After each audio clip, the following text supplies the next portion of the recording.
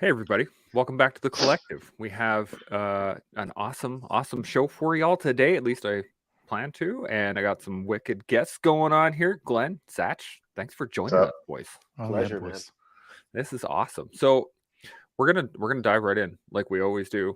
I don't got no time for nothing. So boom. This is what we're gonna be talking about today.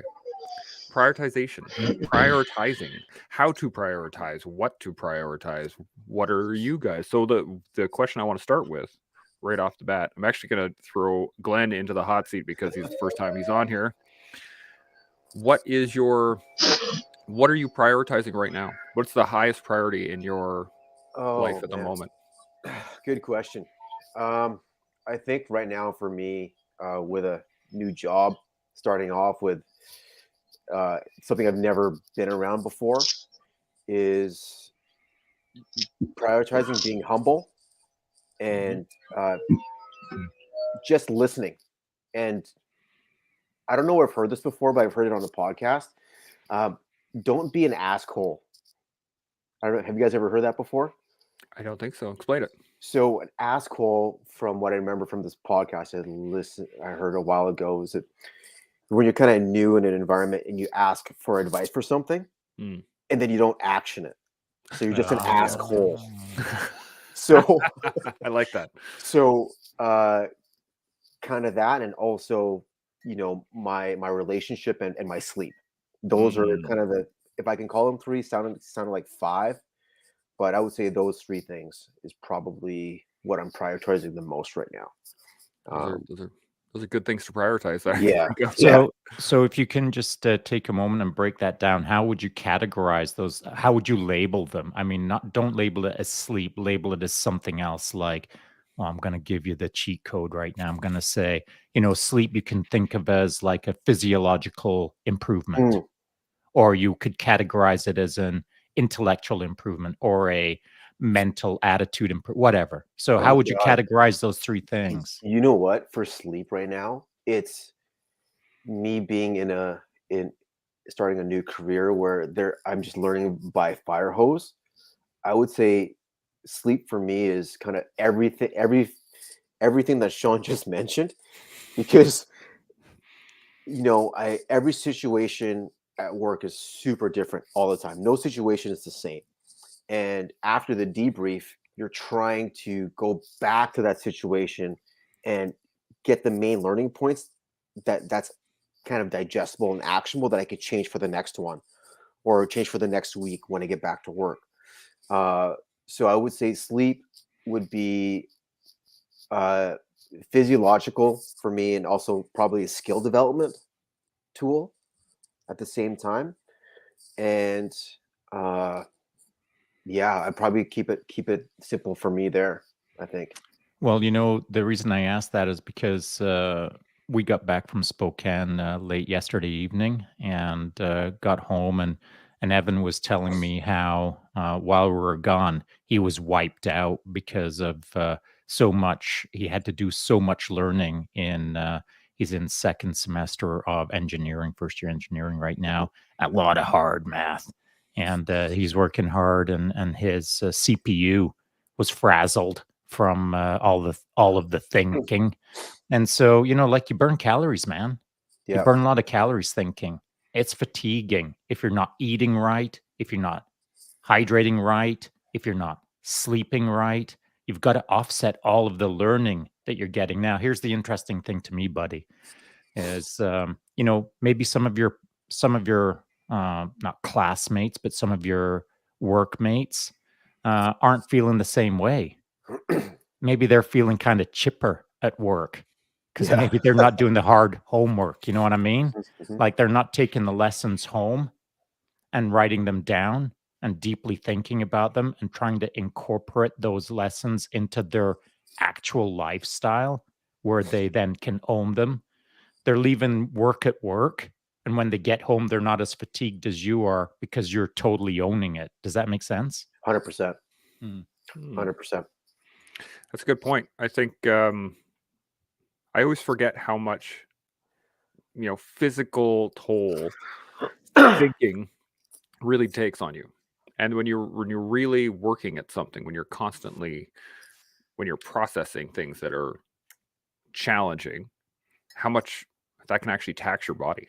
It's a tough, hard thing to remember. I forget all the time where I'm just like, man, I'm really tired today. My wife will be like, didn't you go see your therapist, and didn't you work with something with Shaun? Did And you you're talk to Shaun for an hour? Exactly. I'm wiped out. He made me think again. Oh man, yesterday's was that was a brain burner. It was good. Oh though. yeah, buddy. Yeah, it was good though. Satch, what about you? What's your number one priority in life at the moment? I have a bunch of priorities within priorities, I guess you can look at it that way. Okay, obviously priority number one is how do I get myself to execute against 108 kilometers a day for 66 days in 2025. That's priority number one. And then and all the things that are associated with that leading up to that. So reverse engineer that, I guess, and lay the priorities from there. And then raising money and awareness, I guess, priority number two. And actually priority number two would be, oh man, it's bad. My daughter's probably up there too, but it's like a close, like priorities are up there on how I have them. I hope that makes sense. I haven't had my coffee yet, so. No, it's all good. How about Shaun? What about you? What are your priorities right now? What's your biggest priority right now? The same priority that it's always been since the day I started thinking about prioritization, which is what the Army taught me. And it's this: be the best version of myself, period. Yeah. And so now someone out there is going to think, yeah, but what about your family, Shaun? I'm not saying that they're second position, because they're first position, but that's stacking it in order of what I think is important. But I have to prioritize on me as number one in order to deal with those important things that I consider as important. I don't consider myself to be particularly important. I'd barely be on the list of important things. But I need to prioritize myself to be the best version of myself so that I can be the best dad, the best husband, the best this, the best for my family. And then, by the way, be the best for the freaking interwebs. So all the people that I know that, kind of track whatever I do, or the people that I communicate on the daily, and people who, shoot me questions or whatever, like, I got to be best for them. And so I can't be best for anyone else if I'm not the best me. So I prioritize myself, not in front of everyone else, just to be a good version of me so that I can do it for everyone else. I hope that makes sense. Can I jump in? Yeah, by all means. So I like that answer. And if I was articulate enough to come up with that one, I would have. But I think you would have. Yeah, for sure. But I think it makes a lot of sense, because essentially, like, that's kind of what I try to do too, is just be the best version of myself. I try not to prioritize things, because people ask me all the time, like, oh, what's your number one priority? What's this? What's that? And I try to find the right answer, but I think Shaun gave the best answer. And it helps me frame things better when I speak to people, that if I'm the best version of myself and I move in that direction, all the other things that I'm trying to do will actually happen. So kind of prioritize myself first, do the best I can in the moment, be the best version of myself, and maximize all my skill sets so that I can present those. Yeah, absolutely. And I mean, that's really ideally what you want to do, is your priorities are going to shift based on what it is you're working on in that moment, right? If my family need me, they're going to be my priority in that moment. And if they're off doing something else and I'm downstairs in my basement working on the computer, well, my family is not my number one priority in that moment. So they're going to shift and slide, at least in my daily life. Winterstorm comes up with another question. Can you have several priority ones in different categories? What do you guys think? I do. Yes. For sure I do. Yeah. I every silo in my life, I think of them as silos. There's priorities. There's a number one in each silo, and that shifts strategically and tactically constantly. Well, not strategically, it's not shifting constantly, but tactically it's shifting all the time, because I'm constantly optimizing my silos. And so there's always a number one in each silo, but it's relative to who I am in the present and what I'm trying to accomplish as an outcome in the future. And, you know, I don't want to get too deep on this, but each silo isn't observed independently all the time. It's observed independently to understand the prioritization. And once I understand that, then I I try to silo stack or co-join silos so that I can optimize the prioritization within multi-silos in order to run kind of a more strategic game rather than just simple tactics within each silo. I hope that makes sense. Skill stacking. Yeah. Silo stacking. You know what it reminds me of, actually? You guys ever see this? It's an old style game for kids, but it's through the 4 towers, and you have certain sized discs on each one of them, and you can only transfer one disc per pole. You guys know what I'm talking about? I think I've seen No. that. I've No? seen Okay. that.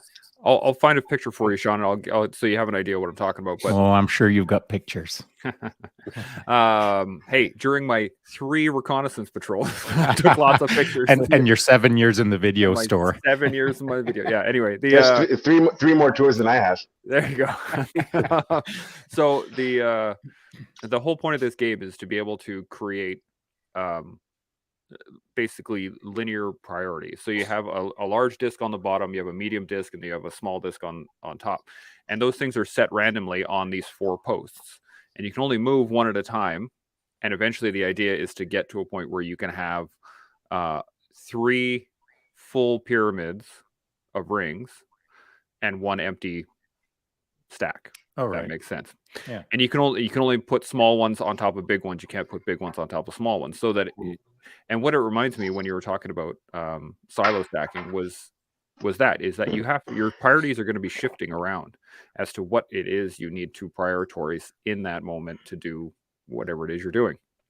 That doesn't mean they become less important or you need to work on them less. It just means that right now they're not going to work in this particular scenario. If that makes sense. I'm going to get a picture while Picture would be worth 1,000 words. It really as the would. old saying goes. I got to get my Echo Charles on. Does anybody want to take any other thoughts on prioritization while I look that up? Yeah, I have a question for Sean actually. So that silo management you're talking about, what do you think is the key for you to be able to do that regularly for a longer period of time? Old age and lots of practice. Mm. As I turned 60 this year, I'm just going to say that I couldn't do this when I was younger because A, no one was talking about it, and B, I just didn't have the wisdom to be able to see the game in a fuller way. And I just think it takes years, man, of looking backwards and contemplating deeper to be able to understand the broader game all around us. And, we get so busy, or I used to be so busy. Like you're a busybody. I mean, you're off to that new career and doing that thing. And like, it's a busy freaking career. It's a steep learning curve. And so, like I couldn't have done what I do now when I was back doing things like you're stepping into now. And so, you're going to be busy in the real time, just absorbing all of the white noise that's going to be hitting you. And I would say this to you that it'll take some time for you to be able to look backwards and silo-wise from a satellite view perspective and really kind of get things sorted out. But for now, I'd encourage you to do this. Instead of doing silo rearrangement, apply a white noise filter so that you can begin stripping out the unessential information for you at this moment so that you can get a clearer picture of what is important to you. And once you have a much clearer white noise stripped out sort of model in front of you, now you can begin siloizing that. But I think it'd be a mistake to begin strategically and tactically siloizing your priorities based on all of the white noise that you're absorbing right now. Does that make sense? 100%. Can I jump in real quick? By all means. Yeah, just to add to a little bit of what Sean's saying. Look, I'm nowhere near in terms of silo stacking like Sean is, but I can kind of understand what he's talking about now because I'm trying to develop other areas of my life that aren't doing as well or not where I would like them to be compared to some other things in my life. So how I kind of been doing things is just so for example, I'm not good at relationships. Never have been, right? So but it's not the number one priority every single time because I'm doing many other things. But having said that, I always chase the adversity in the sense that if something's difficult, I want to understand why it's difficult for me. Why is a relationship difficult? Why is interacting with certain types of people difficult? And if I am able to understand those things, then I can move in a direction over time to improve it, but put it into that silo of relationships. And then I can focus over on this silo for a bit and then come back this way and then start engaging, but only identifying that that's an issue because it's hard for me to be in a relationship. To identify it and then chase it, if that makes sense. Sure. And you know what you've just described is what not enough people do, and that is to, well, I'm calling it siloize, but if you categorize a topic such as relationships and then you subcategorize that into girlfriend relationships, let's call it, Sure. until you create a body of work that is called girlfriends, you can't trend, you can't form a baseline of who you are in these relationships if they're just random moments throughout your life that you think, oh yeah, I had a girlfriend back in 1984 or whatever. There's you can't connect the dots over a long history called a trend and understand commonalities within that trend, enabling you to adjust off your baseline trend to do it better. And so if anyone is, if we're just talking about relationships and everyone's looking backwards through the rearview mirror of time and saying to themselves, yeah, I've had about 10 girlfriends and they all went sideways because, I don't know why. I think it's them, not me. Until you stack all of them together in a silo called relationships and then analyze the trend, create the commonality, and then adjust off that to create a better version of you in relationships, then now you're just guessing instead of trending. Mm-hmm. Yeah, I'm in the trending phase right now. A lot of testing, okay. a lot of chasing. But I think it's a good, at least for me, it's been a helpful way of identifying things to address. So it becomes a more formalized way for me, or a more structured way, and it seems to be the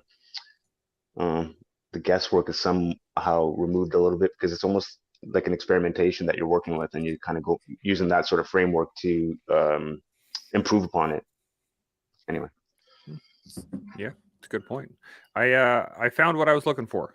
So I'm going to put this up here real quick so you guys can all see what I'm talking about, because otherwise everyone will think I'm crazy. So boom, here we go.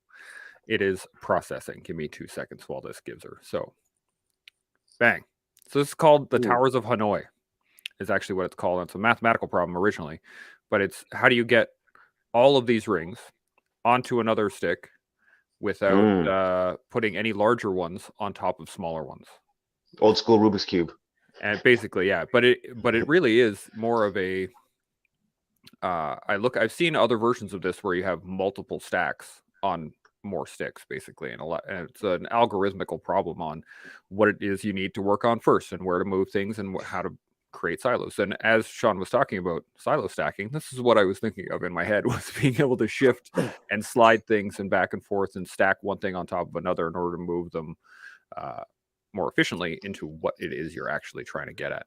Well, to me, accurate what it represents is less about the, and it's a perfect example, buddy. I'm not suggesting that your thought or ideas is incorrect, because it's freaking awesome.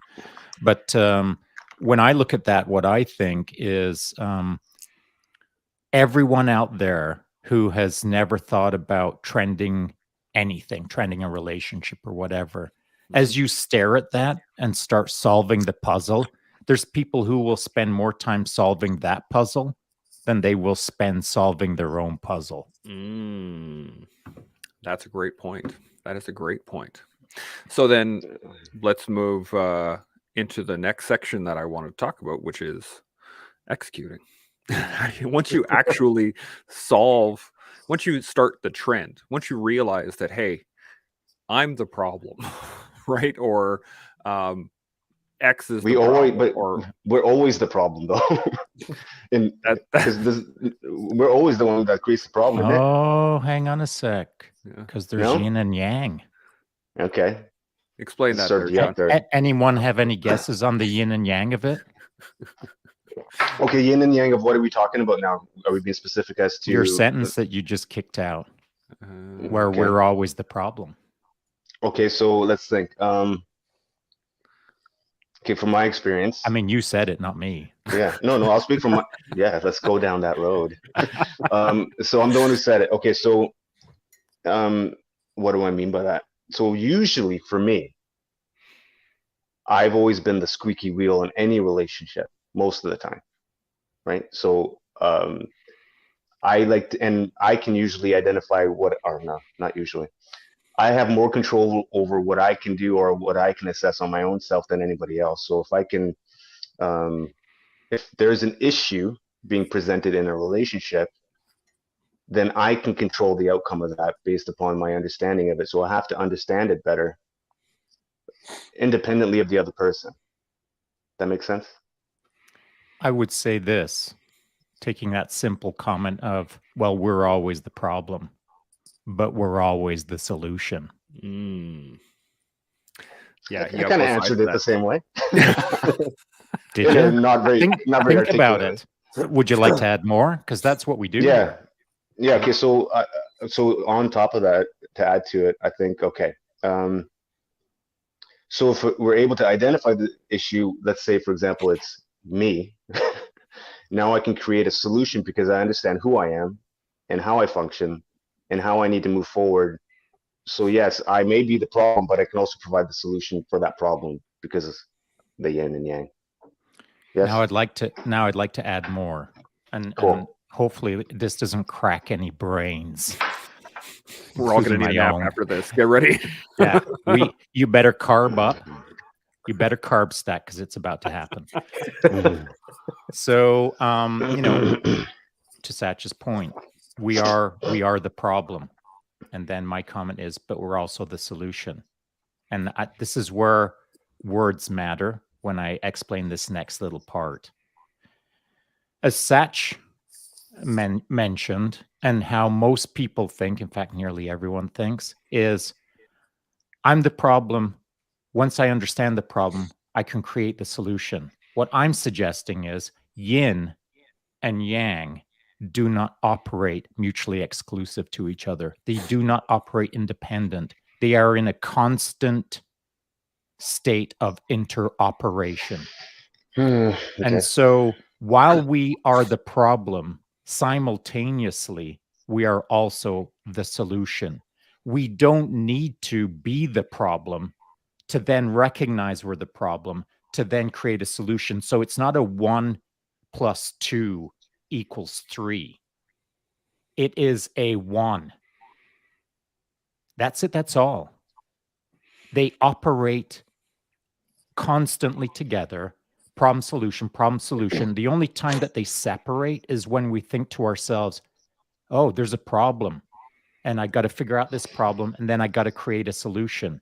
But if you realize that in the real time, and you consider that in the now, right now, this very split second, in real time, we are constantly yin and yang. We are constantly problem solution interoperating in real time. And so once you understand that, like if you think about it a bit deeper, we in real time get to choose 1 or 0. Okay. Yeah. And so if you keep that in mind, then you can understand that any problems that you face, you've already got the solution.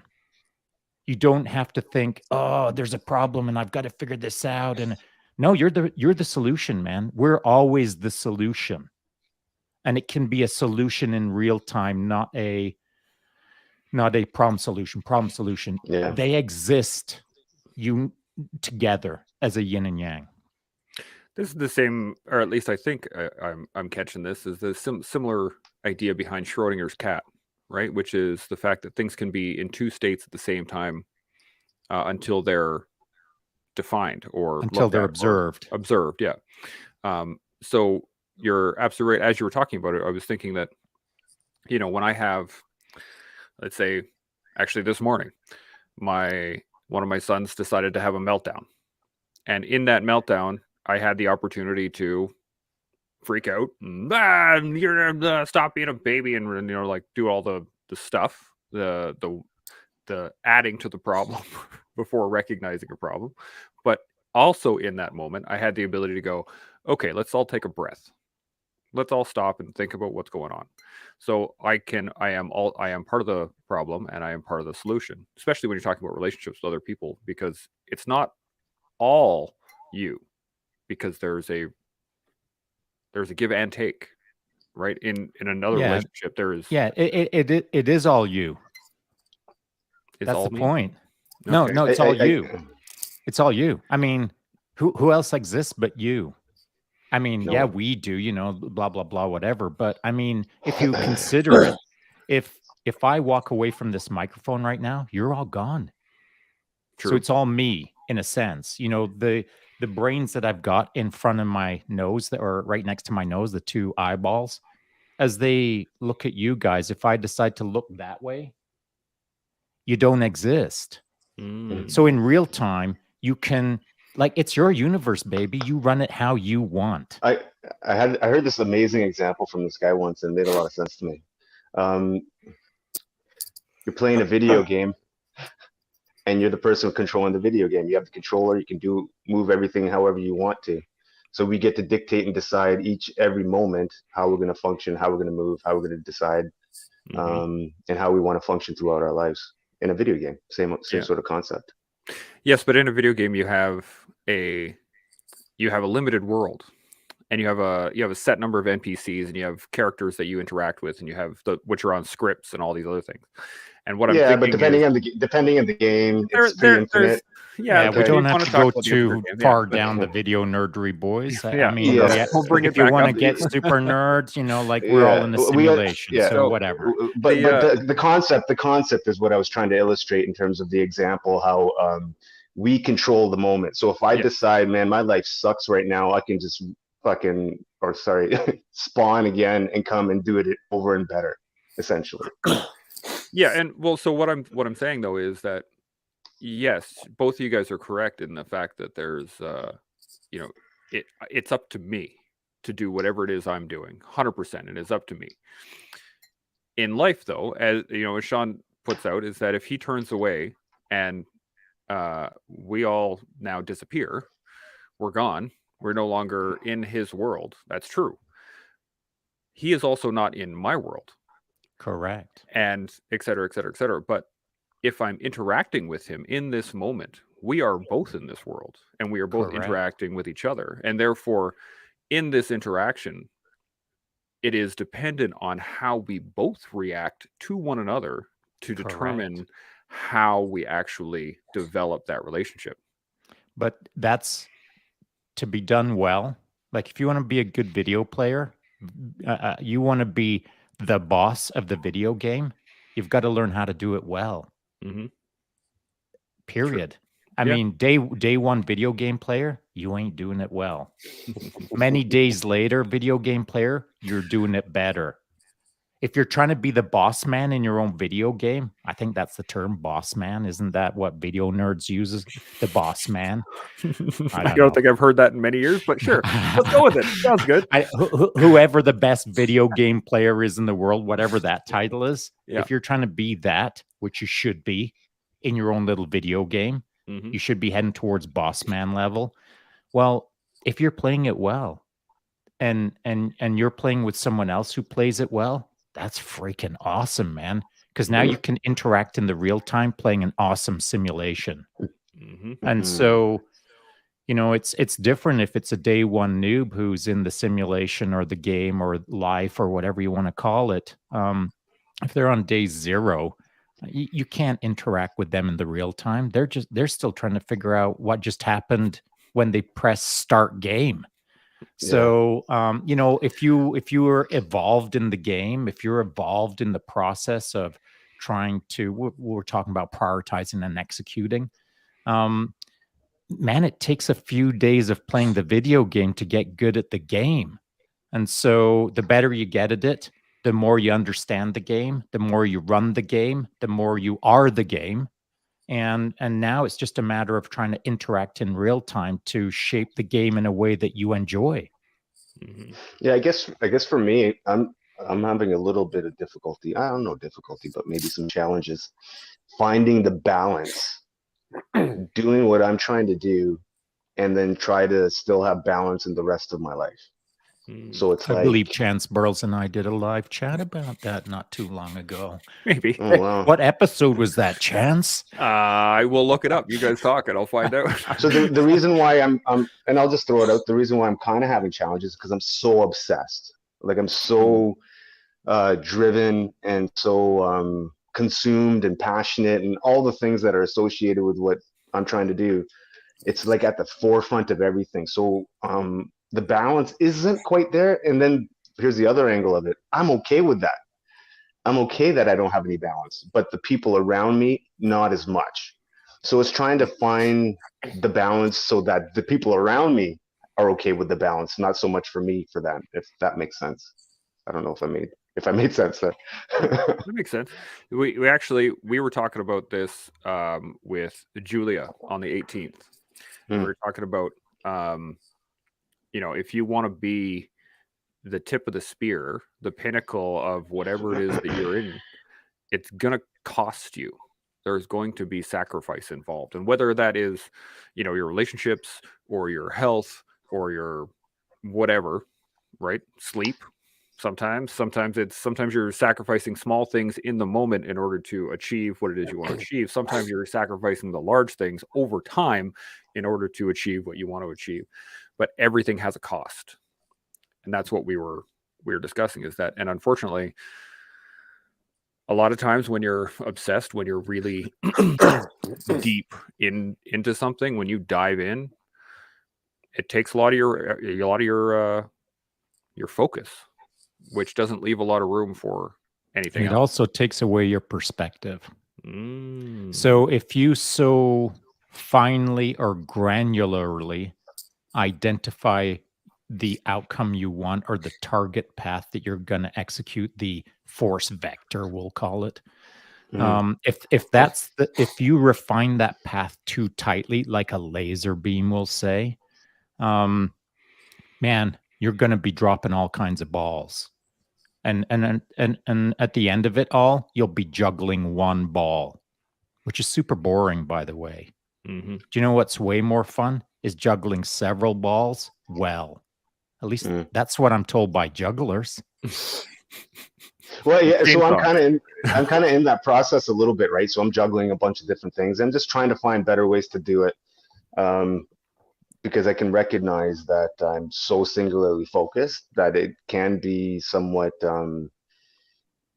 for other people, not as pleasant to be around. And so let me throw a challenging question at you. You're what you're doing, you're trying to do for everyone else, but you're not doing everyone else well right now. Ooh, interesting. You got everyone stumped. You did. No. I'm not stumped. I'm thinking about it. I'm thinking about it in the moment. I'm not stumping anyone. I'm just throwing out a comment. I love to look at the story. Everybody's face went like, oh. No, but so Shaun, can you repeat that again, please? The statement. Yes. You are focused on working hard on behalf of everyone else, but you're not working very well with everyone else. Yeah. So I think, there's truth to that for sure. And there's truth to that. Well, I can't really say much else to that. And it's not an indictment, I believe is the word. What it is an observation. And so it shouldn't make you pause to think about how to recalibrate or whatever the case is. It's just a simple framing of, Mhm. if you want to get better at helping everyone, you've got to start working with everyone. And that doesn't mean working with me or working with whoever. What it means is working with the people who are immediately in the concentric circle all around you, whether that's a girlfriend or the neighbor or the guy who, it doesn't matter to me who it is. Yeah. But if you're not doing that concentric circle well, then how can you do it well in the future? So you've in this concentric circle, a family or a friend circle or whatever it is, learn to do those things while simultaneously pursuing your future like a laser beam.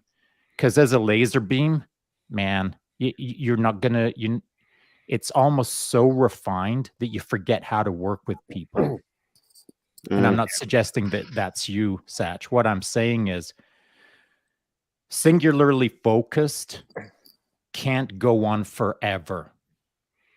Right. It can be in spurts, it can be in longer timelines, but there has to be Mm. reconnection with the everyoneness of our world around us. Yeah, no, I think I'm sorry, I don't want to keep taking It's all space good, here, man. but We got time.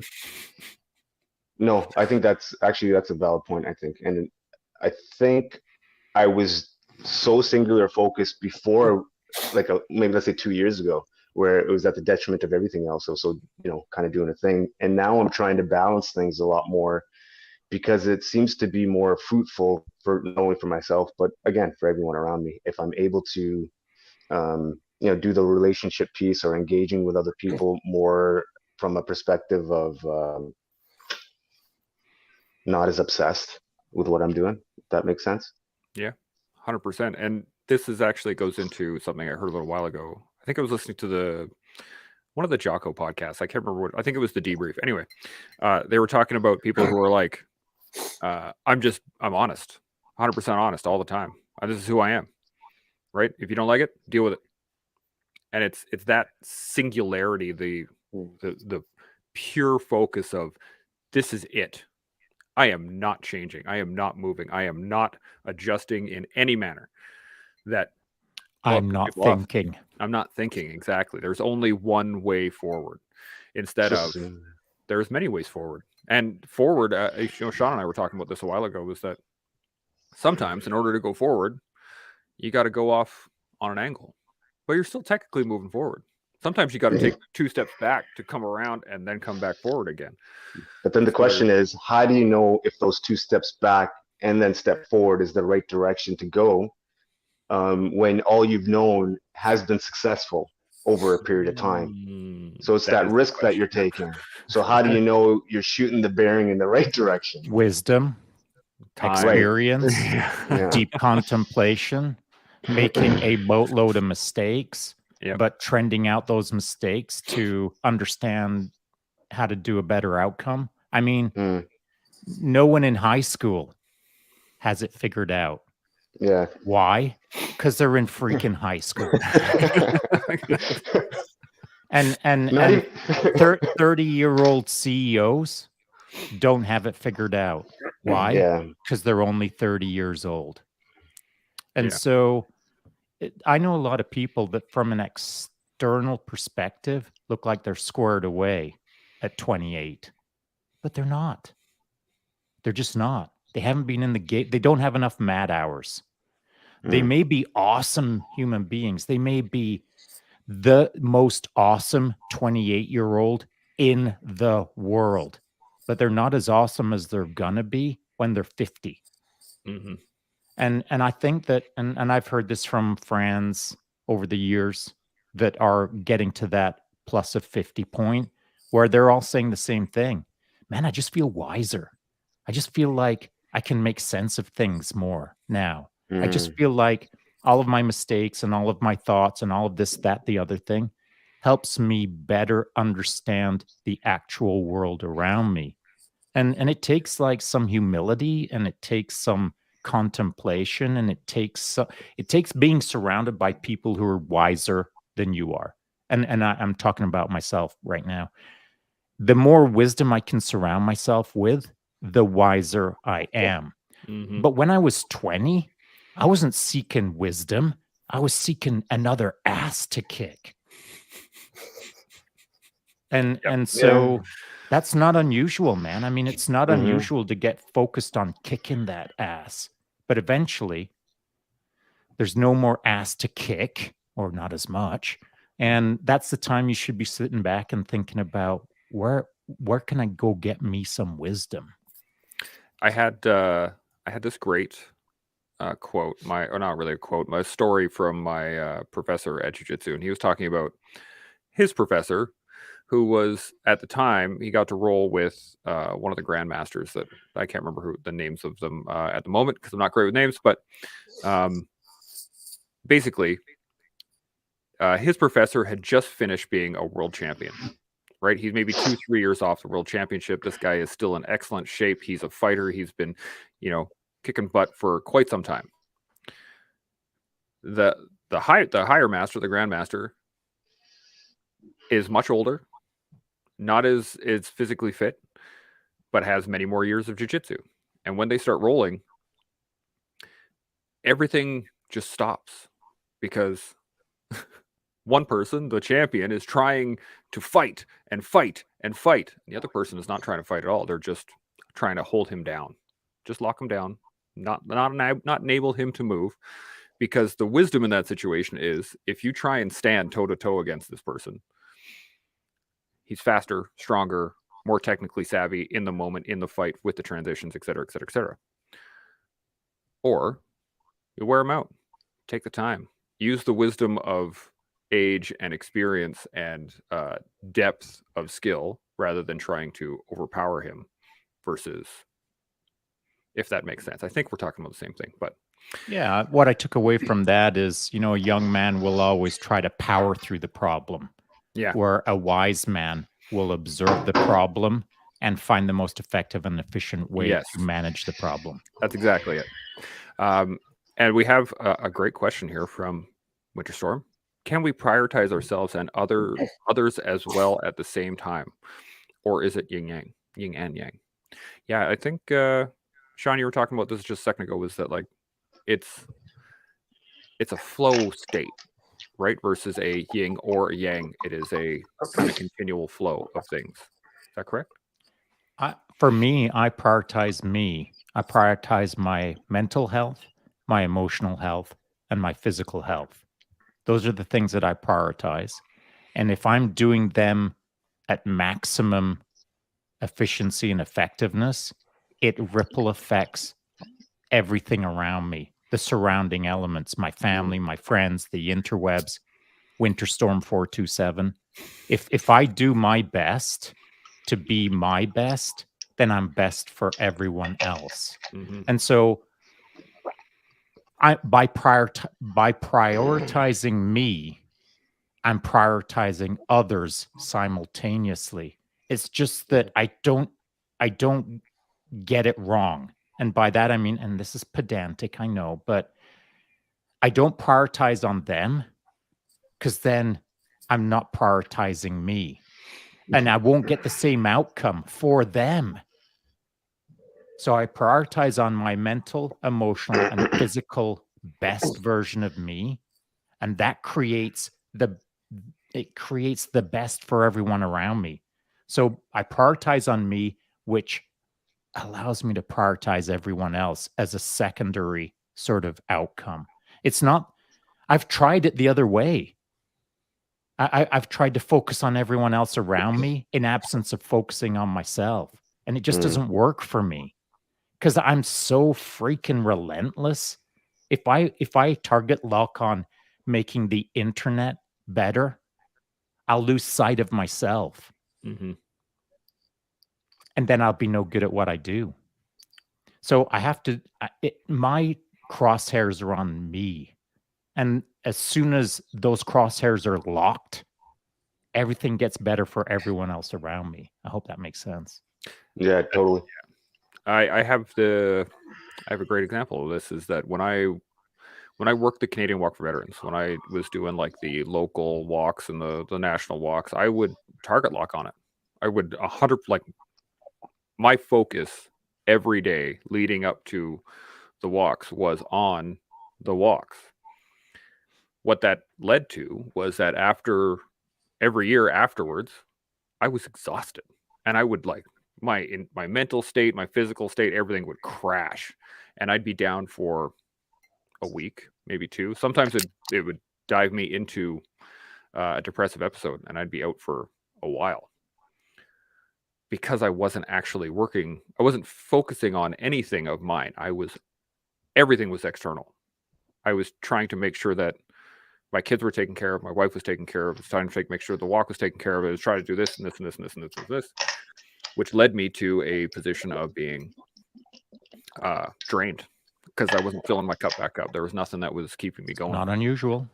Yep, it happens pretty often, unfortunately, for most people. But I think you're absolutely right in the fact that when I did realize that I have to take care of myself throughout the whole thing, then I was better for it, and I did better. I was able to organize better. I was able to manage better. I was able to keep all my priorities straight. I was able to keep going and be good at what I did. I had a question for you, Chance. Yep. What's it look like to take care of yourself better? What does that mean? Well, for me, it is making sure that I have I take the time to do things that refill my cup, for lack of a better term. And I for anybody that doesn't know what I'm talking about, I think we all have we have a limited amount of resources every day, in that you can only take on so much before your body will exhaust them all. And if you don't have anything that refills those resources, such as for me, jiu-jitsu is one of them, hanging out with my kids, being able to be in the moment with my boys and my family, in order to refill those stores, then I'm just burning into the next day's stores, and I'm burning into the next day's stores, and I'm burning into the next day's stores. So the big one for me is physically taking the time, not sitting on the couch with my kids watching TV while I'm running a program in the back of my head, like, okay, I need to get this done, I need to send out this email, I need to do these things, actively shutting that off. So does doing the walk for veterans, does that fill your cup or not? Part of it does, but the big majority of it is it's computing, like processing. My brain is continually processing it because I have, you're spinning a whole bunch of plates at once, and when you're organizing large events like that, and the enjoyment I get out of it is from the walk itself, like actually being there and walking with people and talking with people and getting to interact. That's what fills my cup for that moment. But that's one day, for 6, 7, 8, 9 months worth of work. So it doesn't quite equal out, but the reward is fantastic. I don't know, because it wore me down. Not at all. Where I could, there's no balance there at all. No balance. Which is why I'm balancing it. But I can explain a way that I can give an example that is a good way to kind of do these sort of things. And I'm going to use an example from yesterday, Chance. In fact, I don't remember what the question was because, I don't track these things, but you'd ask me a question, and the question was a question for yourself. It wasn't from, a comment from someone out there on the interwebs. It wasn't a question that was stacked in the question bank. You were asking a question specific for yourself because you wanted to improve something for yourself while we were on the live podcast. Again, I don't remember what the question was. But that's gaming the game. I mean, I look forward to these live chats. Chance, you look forward to these live chats. We look forward to these live chats. It's good for everyone. It's good for us independently. It's good for the team, etc. But in order to look forward to these kind of things, eventually it can start fading off on the opposite end of the bell curve. Like, it's now July. and we're 150 live chats into it. And now it's the honeymoon phase is over. We've talked about a bunch of things. All the question banks burned down. Everyone stops interacting because they've asked all their questions. And then it's just Chance, you and I. And now what? Now it's homework. Now it's drudgery. Now it's a death march. And it doesn't have to be that way, because you can gamify the game, which is what you did yesterday. You asked a question because you're interested within the game of finding a new way to play the game. And so it doesn't matter again what the question was or what the outcome was. It's just finding a way to play the game in a gameful way. Glenn, you got a point? Yeah, I got a question for you guys. Actually, I was kind of like, I love listening to you guys talk, man. I think I need to push you guys on my Calm app and it's my soothing voice, right? 100%. I've never heard anyone say that about my voice. It's true, You're man. welcome, I do. bro. I dig it. And man, so when you guys have, I think I can refer back to what Shaun was saying about his mental health and prioritizing your mental health, your family, and all that type of stuff. And Chance, same thing for you, and same thing with Satch. When you guys have these categories, do you view them as categories or do you view them as tasks? I view them as very, very, very general categories. Yeah. But within each category, there's one kajabillion things Yes. that I can execute against. So that leads me to my second thought, because I was kind of thinking that you guys would go there. And from my perspective, it's, I think you guys are successful with it. It's because within those categories, you don't view them as a task. And then within that, there's just a massive list. Because if you see 3 things versus, say, each category or each silo or whatever you want to call it had 30 things, now you're looking at 3 things versus 90 things. Yeah. And then your emotions get caught up in the, holy moly, this is a bigger mountain to climb. Yeah, now you're stuck in the white noise, man. And then it becomes not doable. Sorry. For some people, yeah. Perhaps, but let me just jump in if you don't mind. I want to jump on what do you Shaun mean, was talking perhaps? about. You got the big screen, buddy. Let's go. Oh, hang on a sec. The concept of gamifying something. For me, I do that with a lot of things. So let's say, for example, you're talking about the 90 different priorities. Well, I gamify that. And now it's a game for me. Now I'm going to have fun through that process. So it's not just me doing, I'm running across Canada. Well, what else can we expand upon that? How much more reach can we get? So I'm adding things to it to make it more engaging, to make it more fun for me. So like for me, that's why I was asking you, Chance, like, doesn't it fill your cup when you're doing the walk for veterans? For me, all the stuff that I'm doing, it feels like to me that I'm filling my cup all the time with this kind of stuff because I'm engaging with people all the time. I'm raising awareness, but these are all things that I enjoy. I'm trying to build something even bigger with Magnum. I have a meeting with them in a couple of weeks. What can I get there? Like all the things I'm adding to it to gamify so I can have fun. Hopefully that makes sense. Oh yeah, absolutely. Yeah. I think the key with, as Shaun was saying, is that there's a point where the reason there's always stuff that you have to do in order to gain the thing that you want, right? And eventually, or I can't say eventually, not all of those things are going to be super fun time awesome, right? Like there's not Why every not? cat, because some of them just aren't.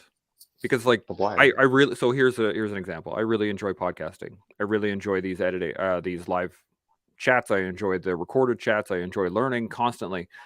One of the things that is a bit more challenging, in that it is not as exciting or enjoyable, is editing. Editing can be a bit of a slog. It can be. But in order for me to enjoy that portion of it, I have to gamify it. So actually, Shaun gave me this point a little while ago, was the fact that I'm no longer looking at it as I have this stack of work that I need to get done. I have to get through all of these podcasts to edit them, and I have to get through all the blah, blah, blah. Now I look at it as this is another opportunity to learn. I get to go over these interviews again. I get to see my reactions. I get to see their reactions. I get to pick up on things that I didn't pick up on last time. And it really just came back down to a mindset. Now, that doesn't make editing fun. That doesn't change the fact that it can be time consuming and labor intensive. But if you can change the concept so that you're actually gaining from it, then not. Can I jump in on that too? Yeah, man, good one. Perhaps. So perhaps. Okay, so the reason. Okay, so no, that makes sense. So for me, I can relate to how irritating or not irritating, how much of a slog editing could be, because I don't do it and I don't want to do it. Yeah. So, but having said that, it's got to happen with certain things that we do. But for me, what I would think is like, I hate editing and I don't want to gamify it. So how can I create enough to pay someone to do it? Now, how do I grow my podcast and get more money so that we can create more? And then I can just have someone do that and I can have more fun. That's kind of what my thought process would be. So how do I grow the thing even faster, even further, and then maybe get a sponsor and then I'll pay someone to do that. And that's how, for me, I gamify the thing I don't want to do. Now, what about the meantime? Right? Like, what about so in the meantime, in parallel, I'm thinking about how to grow it, how to get more money, and then learning the thing at the same time and gamifying it there. But also at the same time, I'm thinking about how to get sponsors, how to get paid, how to get more money so I can hire someone eventually. Good question, Chance. How was the answer? Not great. Oh, come on, man. Shaun, what are your thoughts on it then? Well, I think that, in just sticking to the simple example of editing, you got to do it, period. And doesn't matter whether you like it or not. Who cares? Yeah, it's got to be done. And you can never know if you're good at it or not until you cross the start line. And you can never know if it sucks until you know it sucks. And you can only know it sucks if you put about a year into it. And then you can decide it's not my thing. Mm-hmm. And so it's not something that you can casually observe academically and say, oh, that's not me. You just can't. The only way you can know that's not me is by blood, sweat, and tears.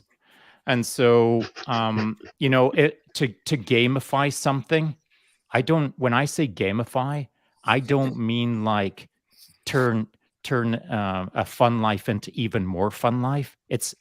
I think that's been misconstrued. When I say gamify, it's treating life like a game, not like it's happy, joy game. I'm talking, it's a game, baby.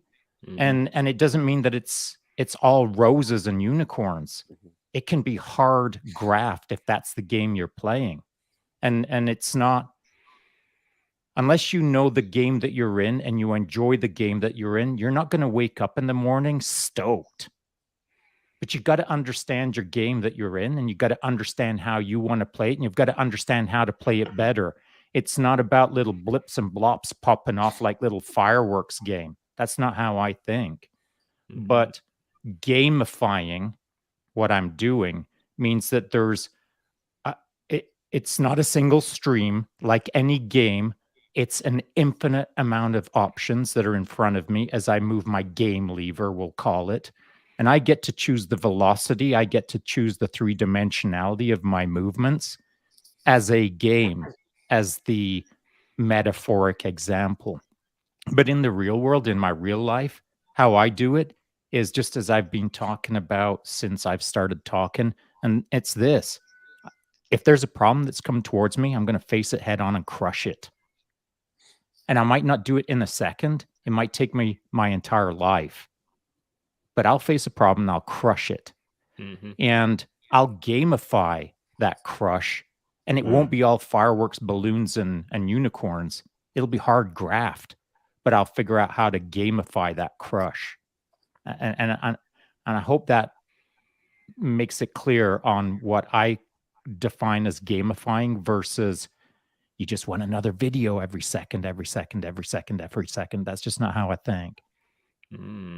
It's a great point. So just so I can understand what you're saying, you're saying gamify in a sense of like you've created a pattern of behavior, and you're understanding that in this game, it's not always fun, but I have to do certain things to execute against certain other tasks. So you have your monotonous thing that you have to do, but it's part of the process to achieve whatever you need to achieve.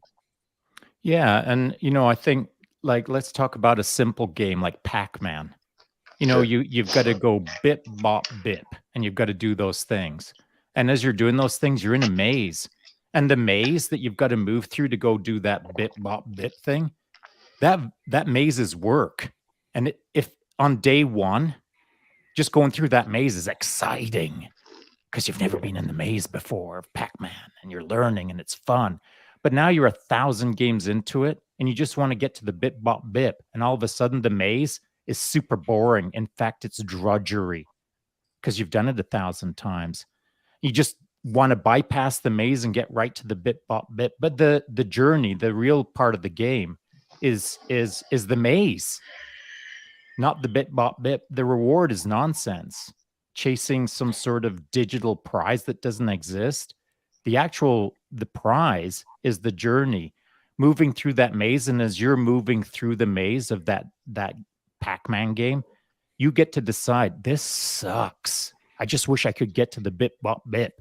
Or you can decide, while I'm moving through this maze, how do I feel right now? Oh, I feel that I got a lot of tension in I'm kind of angry, man. I'm kind of sick of this maze. That's the game. The game is the invisible moments that you're not considering. That's a great. So the journey. No, I think that's good. That's valid. I think being in the moment, just be in the moment. That's essentially what you're saying. Yes, to some degree. You say, be in the moment, do the best that you can in the moment, and let everything else handle itself. Yeah, and let everything else handle itself. But if you're really gamifying, that let it handle itself. If you understand the broader game, you're in control of that game as well. It's just we're not leaves in the wind being tossed around by a storm. We're the storm. We're the leaf. We're the everything. It's just that we get to decide how we initiate the freaking massive game that's wrapped around us. We're that floating feather at the end of Forrest Gump. Yeah, we are. There you go. We're all of it, baby. I mean, we're all of it. It's just how you want to spin your metaphorical tale, Yeah, No, we it's get all to the be same, we man. get to be everything all at once at the same time everywhere. Yeah, and as we superimpose our identity on top of that, we get to decide how we look in the moment, how we feel in the moment, who we are in the moment.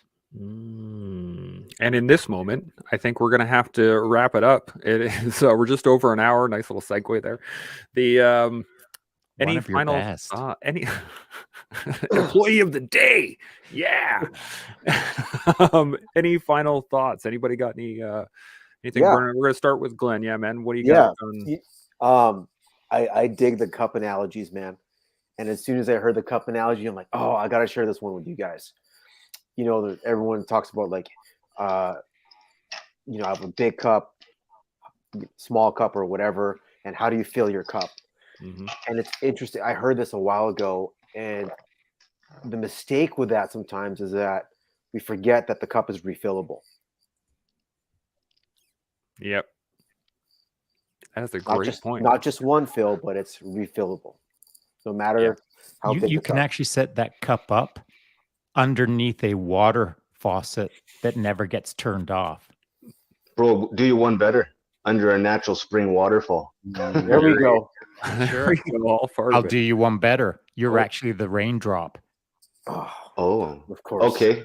We are the, actually, you know what? We are the, okay. We are the, we can end it now. Yeah. Okay. Oh man, and if that wasn't enough, you're actually the raindrop that is then blowing off due to the sunshine, and now it's part of the cloud. You know what do you want to talk about? How deep do you want to go? This is we had a how weird do you want to get? We had this great it's not weird. with They're good conversations. So we had this great conversation with Tim yesterday, where we talked about this, and we get into the depths of it. How small do you want to get? Right. The fact that we were talking in the green room actually yesterday about this was the fact that there's no such thing as nothing, because everything is made of energy, and energy cannot be created or destroyed. So the amount of energy that's in the world right now is constant. And so the mathematical construct of zero isn't actually viable, or it's not an actual It doesn't thing. exist. Doesn't exist. So you can just get infinitesimally smaller, Yeah. but never actually reach that zero. Same thing with infinitely larger. But so how deep do you want to go? That's really the question. It is just because you can always go deeper, you can always go farther, you can always get into a more nuanced version, and we're all connected. That's a great way to put it. Quantum entanglement. Satch or Shaun, you got any final points before we shut her down? No, man. I think this has been an awesome conversation. I had a blast, man. Thanks for the invite, and it was nice meeting you, Glenn. Finally, man. It was good to talk, good to chat with you, and anytime, man. Hit me up. I'm down. Raj, we'll keep you on there. Shaun, you got any final points? Yeah, just because Chance mentioned it, please go back and check out that conversation. Anyone who's listening right now with Tim Turner, and we were talking about peace, and I think there was some interesting things that came up on that discussion that were more granular than most people think, and so it's worth checking out, just as this one is. Thanks for joining us, boys. Appreciate it, Glenn and Satch. And thanks for anyone who joined us live or will listen to this later. Really appreciate you checking out some of the thoughts that bounces around the campfire on the daily. So thanks for bringing the heat, fellas. No pun intended. My pleasure. It's been... we got to do some PT now, man. PT is getting it up. Well, I really appreciate you guys being on here again. As Shaun said, this has been awesome. We are going to carry on every day, gamifying life as we learn, build, and grow every day. So we'll see y'all tomorrow. Chimo.